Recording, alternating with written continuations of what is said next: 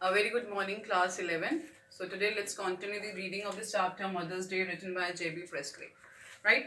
So let's try to understand what this chapter talks about here. We have already discussed about it at how like Mrs. Annie Pearson, George Pearson, Annie Pearson told to her husband that how people used to used to make fun of him at the club while calling Pompey Pearson.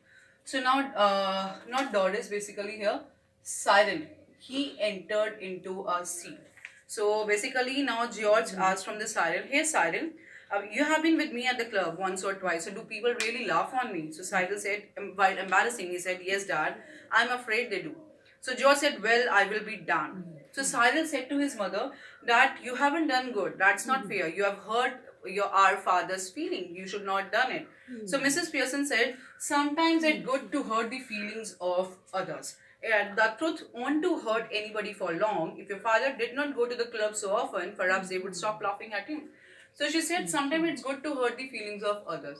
If he will stop going to the club, people will not make fun of him. And then Doris said, I doubt it. So Mrs. Pearson mentioned, possibly you do. Uh, your opinion is, I doubt on your opinion actually. What do you know? Nothing. You spend too much time and good money at your games, greyhound races and dirt traps. So Cyril said, because I liked all those games. That's why I'm playing those games there. So Mrs. Pearson said, really, but are you, and where is it getting you? So Cyril said, might be for me. I'm seeing that I'm enjoying that stuff. So in between, Mrs. Fitzgerald entered. So Cyril opened the door. So Mrs. Pearson said, come in, Mrs. Fitzgerald. Mrs. Fitzgerald. I just wondered if everything's all right. So she asked everything all right because situation was looking different. And remember, Mrs. Fitzgerald entered, but there was a soul of Mrs. Pearson. So Cyril, no, isn't. Of course it is. You be quiet. What? Why should I quiet? Cyril said. Because I tell you to, you silly spoiled young Python. So Mrs. Pearson told to her son Cyril to be quiet here only. So Mrs. Pearson said, don't worry, just let me manage my family. So Cyril exited from there. Now Mrs. Pearson and Mrs. Fitzgerald, they were talking with each other and Mrs. Fitzgerald were asking, what's happening? So Mrs. Pearson, as there was a soul under her of Mrs. Fitzgerald, she said, nothing, just putting them in their places. That's all, doing what you ought to have done long since. So the thing which you were required to do earlier, I am only doing it. I'm putting them on their places. So Mrs. Fitzgerald asked, is George at home?